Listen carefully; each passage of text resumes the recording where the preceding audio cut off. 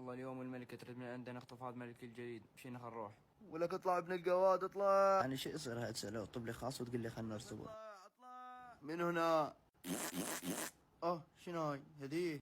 ويلي انه فول سوداني. السلام عليكم. احترقوا اهلكم، والله العظيم دريت فيكم انتم، بس انا اعرف شنو علاجكم.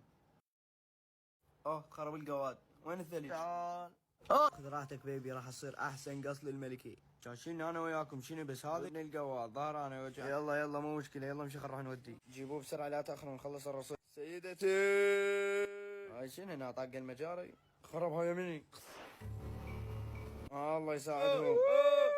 عمي لا تخافون هاي انا الملكي. هسه شنو وين هذا جبتوا له ولا قلت لكم عليه؟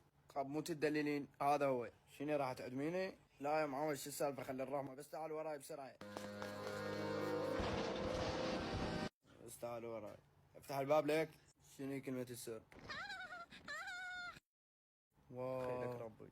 طبوا بسرعة شنو راح نتأخر؟ انت ابن القواد ما طوب. يلا خذ راحتك خليها يمني. خاب والله ما سويت شيء، ما ادري شو تريد من عندي. شيب شنو براسل على الخاص تقول خلينا نرتبط؟ يا ابن النعال انه طلع حاطي وزرع على التاج. بقول لك وهذا نقع علي. خاب والله ما عندي شو وياها. ولك انا ملك الجليد هيك تسوي بي؟ على الاقل بس تعطيني التاج راح على الواد. لكن خرب ابن القواد كاف انت ما يفيد وياك. ولك ابن النعال طلعني من السجن راح اختنق. وخاف عبالك راح تطلع. ولك هاي حتى ناصبين كاميرا فوق راسي. اختنقت. بس قل لي هسه هذا شلون اسكته بالله يبول علينا. تعال غسل لك. كافي لا تحكي بعد خدت تجي ملكي. يعني شو تسوي هسه يا مثلين؟ راح تحكم العالم غير ما يلوق بس لهذا الراس. عمي كافي طلعوني. لك الخرا ما تطلع ترى مو بيدي. ولك هسه تطلعني وغصبا ما عليك. خوش يلا بسرعه. خاب ما تطلع لي ويجيبوك القواد. لك الخرا ابن النعال ولا تغلط على ابوي مره ثانيه. هسه دوقنا هذا ويتحمل مسؤوليته، ما تقول لي انه ابو شو وقت تجي هاي؟ وين هذا؟ تعال.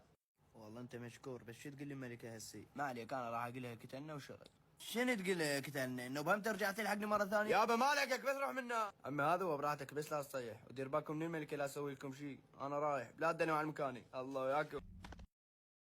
هسه مسالفه هاي. يابا انت ما تشوف ولا طش على راسي، شو نسوي؟ ادعوا هسه الملك وين راح اصدق؟ اكبر غبي انت.